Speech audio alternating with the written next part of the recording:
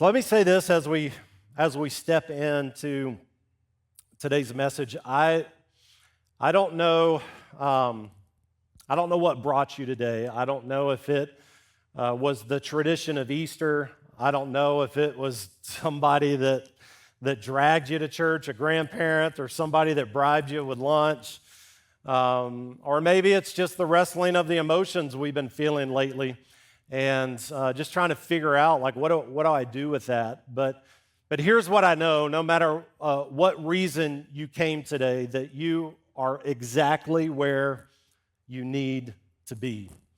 And the reason why you're where you need to be is because Easter reminds us of something that really is applicable to our life, that God does His best work when we surrender what we can't fix to Him.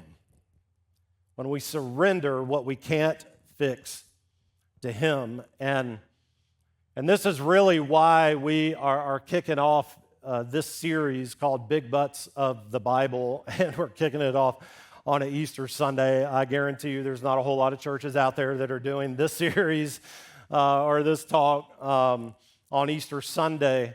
But I really want to challenge you, as Brandon said, to lean in over the next 4 weeks, because there's such a powerful truth that is underneath the surface that we are building this series upon. Because the reality is that throughout Scripture we see these phrases, "but God." And these aren't just phrases in the Bible, they're moments in people's lives. They're moments when people felt like all was lost, like there was no hope, that their life or situation or whatever it is was hitting a dead end until God stepped in. And that's why we are doing this series. That's why today we're kicking it off on Easter Sunday, because the biggest but of all is Jesus' death, burial, and resurrection. That, friend, it literally is a game changer, because it didn't just change history, but it has the power to change our lives too. You know, several years ago, Andrea and I had some friends over to watch a Super Bowl 51. Maybe some of you remember that game between the Patriots and the Falcons. I'm a Patriots fan, but I'm not a Patriots fan by choice. I'm a Patriots fan by marriage, because my wife spent a lot of her life in Maine, and so she kind of is a fan of all the sports teams that are up there. And she's such a fan that it almost became a part of our wedding vows. Like you're either going to be a fan or we're not going to do this thing. And so we had all these people over to the house to watch the game. And one of the guys that walks into the house is decked out, I mean, from foot to the top of his head with Falcons gear. Like, totally decked out. Like, so much so, I thought that the owner of the Falcons was getting ready to make a surprise visit to our house that night. And so he comes in, and we turn the game on. We start to watch it. And if you know anything about that game, the Falcons just take off to a huge lead. And they get up 28-3. And, I mean, it surprises everybody. Like, even the commentators are just totally stunned at what's happening. And so this Falcons guy is like, he's in our living room, and he's talking like all of this trash. And Andrea, you know, she's such a sweet, kind person, and she's just kind of calm and quiet, but she's giving him that stare. Like, if you're a married guy in the room, you know the stare. Like, I've gotten the stare a few times. I got the stare once when I forgot our anniversary. I got the stare then. And then I got the stare again when I suggested that we didn't need that many throw pillows on our bed. I got the stare again. So we're watching this game, and Falcons are up 28-3. It's getting into the third quarter. There's 17 minutes left in the game, and the Patriots are now starting to come back, and they're getting score after score. They go on a 25-point run, and with 57 seconds left in the game, they tie the game up, and it goes into overtime. And my kind, precious wife looks over at this Falcons fan. You can imagine the whole mood in the room had totally shifted. Like he's not saying anything anymore. He was talking trash, but he's not saying anything anymore. And so she leans over to him and says, if we win the toss, we win the game. And friend, we won the toss and we won the game. And that guy got so mad. He got up, he grabbed his keys, he storms out the house. He didn't say, thank you for having me over. He didn't say, I appreciate the food. Like, he didn't say, have a good evening. Like, nothing. Like, congratulations, nothing. He just storms out the house, and his wife looks at us and says, well, I guess it's time to go. And they walk out of the house, and I want you to picture that moment with me for a second in the living room and kind of sensing the dynamic of the moment. That we were in the same room, and we were watching the same game. It was the same scoreboard, but there were two totally different reactions to what was happening. The Falcons fan was celebrating early, and Andrea was quiet and calm. Now, why was she quiet and calm? She was quiet and calm because she had been there before. She had seen her team losing and Tom Brady bringing that team back to victory. She had seen it before. And so while this guy is celebrating and already beginning to plan out the parade in downtown Atlanta, she's holding on to hope. But she's not holding on to hope because the situation is promising. She's holding on to hope because she has faith and trust in the guy who's leading the team. And I say that to kind of say this, that maybe some of you have walked into this place today and maybe you're feeling like there's a situation that is in your life that you're navigating right now that you feel like you're losing. Maybe even some of you feel like you've almost lost. Maybe for some of you it's a friendship, it's a best friend that you guys just, man, for a long time in life you guys have just been buddies and something's happened and it's eroded the trust and you don't know if that relationship will ever recover. Or maybe it's a marriage and you guys are living together, but your hearts are so far apart. Like all you do is argue. There's all this turmoil. There's no real understanding anymore in the relationship, and there's just so much distance.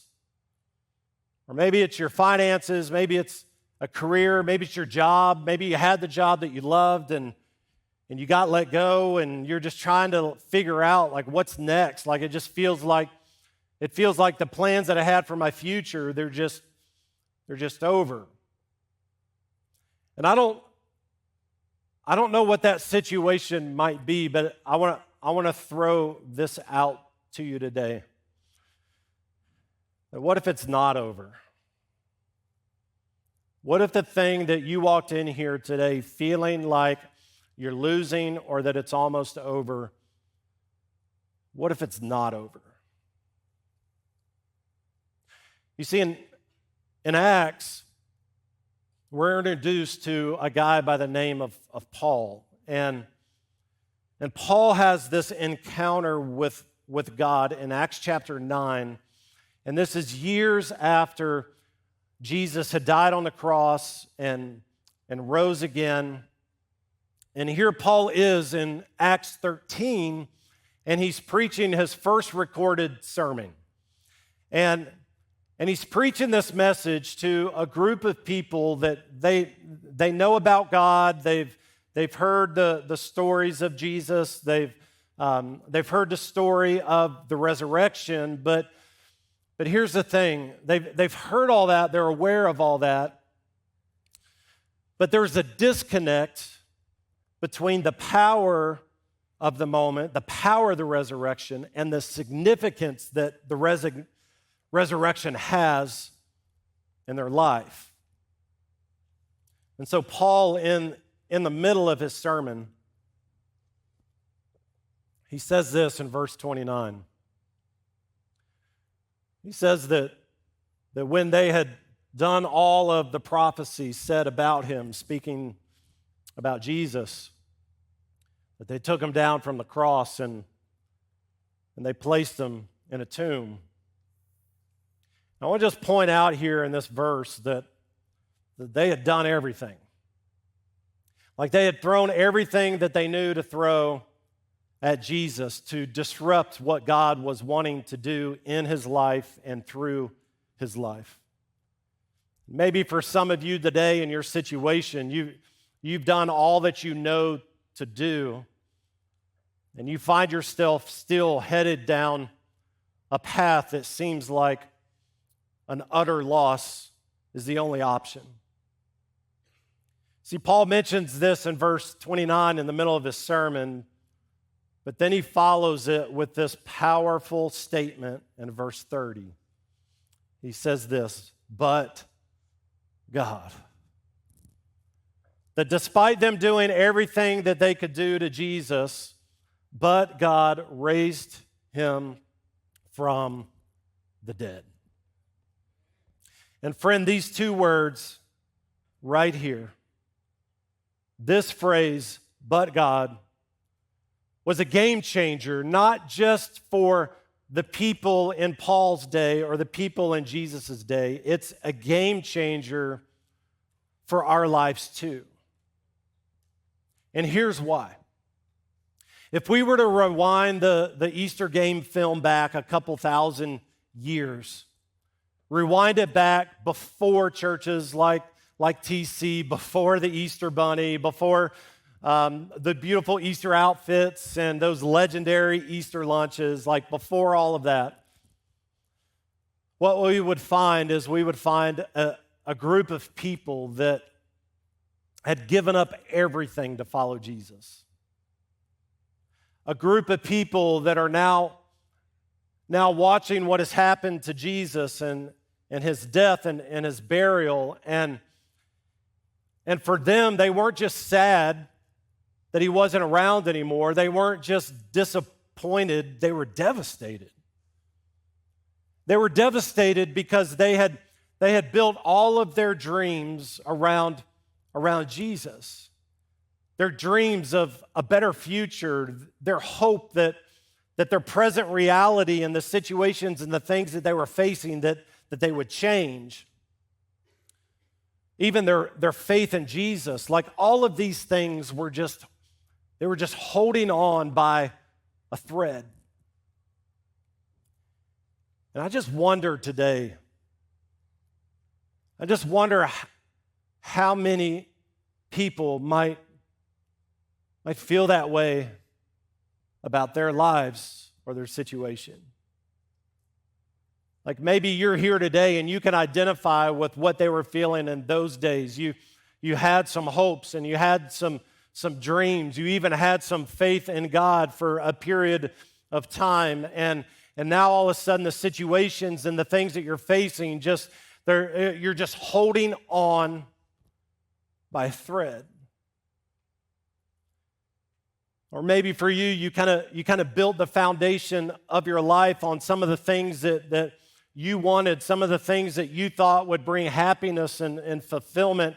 And now those things are beginning to fall apart or to erode. And it just feels like the life that you hoped that you would have is just kind of slipping through your fingertips at this point. And it's when we find ourselves in those situations in our life that those two words that Paul said in verse 30 matter so much. And they matter so much because when he was preaching a sermon, he wasn't just retelling the resurrection story to them. He was revealing what the significance of the resurrection story meant for them and for us. And it's this, that just because it looks finished doesn't mean it's final. And friend, I don't know what your it is. Maybe it's your marriage. Maybe it's finances. Maybe it's your emotions. Maybe it's your kids, your grandkids. Maybe it's your health. I don't know what your it is. But I do know this. There is a key. There's a key that unlocks what we feel like is finished and turns it into something that we realize isn't final. And that key is something that Jesus modeled in his life, and it's something that you and I often miss. We often overlook it when it comes to the Easter story. We go through a lot of things and we hear a lot of sermons, but we often miss this. You see, most people assume that the resurrection happened because God performed a miracle. And listen, he did perform a miracle. But most people miss the one thing that Jesus did to initiate that miracle. It was the one thing that he did that bridged the gap between verse 29 and verse 30. Verse 29 of having done all. And maybe some of you find yourself in this verse 29 life right now where you've done everything that you know to do, but just nothing seems to be changing or to get better. And you're just coming to a place in your life where you're starting to even adjust to the loss. What if I told you today that there's one thing that bridges the gap, one thing that turns a verse 29 experience into a verse 30 but God moment experience in our life? One thing. And that one thing we see Jesus do before the resurrection ever happened. And we see it in Luke chapter 22. In Luke chapter 22, Jesus is in the Garden of Gethsemane, and it's before the betrayal, it's before the torture, it's before the cross, before the burial, before the resurrection, it's before all of that, and Jesus has this moment with God. And it's a moment that you and I can identify a lot with. It's this moment where he says, Father, if you're willing, take this cup, take it from me. The cup represents just the hardship and the pain and the suffering that Jesus knows is ahead of him if he continues to move forward in what the Father wants him to do. And he has this moment with God that shows the humanity of Jesus, that he's like, God, is there any other way? Like, is there any other way for people's sins to be forgiven? Is there any other way than what you're asking of me to do? And then Jesus has this kind of moment here. Where is it? The semicolon moment. This pause where he transitions from a verse 29 experience. And he says, yet not my will, but yours be done. Friend, what's the one thing that Jesus did? He surrendered control. He surrendered it. He said, I'd love for things to be different, and I'd love for you to do it a different way, but at the end of the day, God, not my will, but yours be done.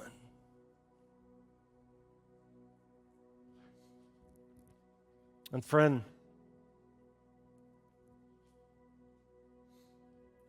maybe you're stuck in this verse 29 because you've been trying to hold on to, you've been trying to control the outcomes and the decisions and all those kind of things, and nothing ever seems to get better.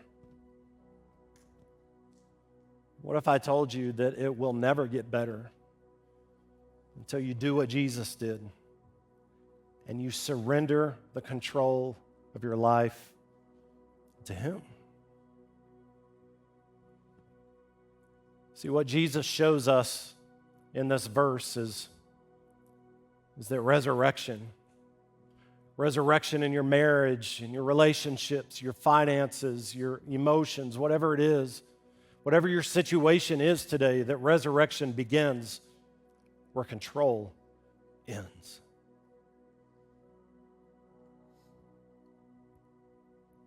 You know, I've experienced this truth myself in my own life. You know, it's easy to think that I'm a pastor and so, perfect life, whatever. But I've had my share of verse 29. Grew up in a home of drug addicts and alcoholics. Broken home, parents get divorced, my mom in and out of prison, prostitution. Started to head down that road myself, lived it myself, lived verse 29 myself, trying to do my own thing, and made a lot of stupid decisions. Some decisions, like some of you today, probably should have killed me. I was living in verse 29 until I had an encounter with God. Not a mental information encounter, but a heart encounter. A moment in 1997 that's so important, I've got it tattooed on my wrist.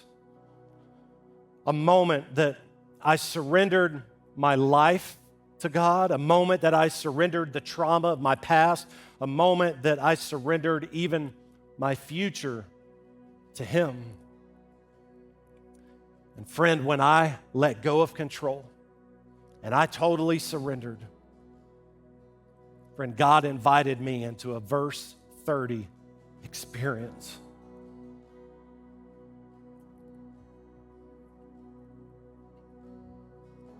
Church, this is what I learned through that season of my life. That letting go of control, that it isn't giving up, and it's certainly not weakness. But instead, it's giving God room to move in our life.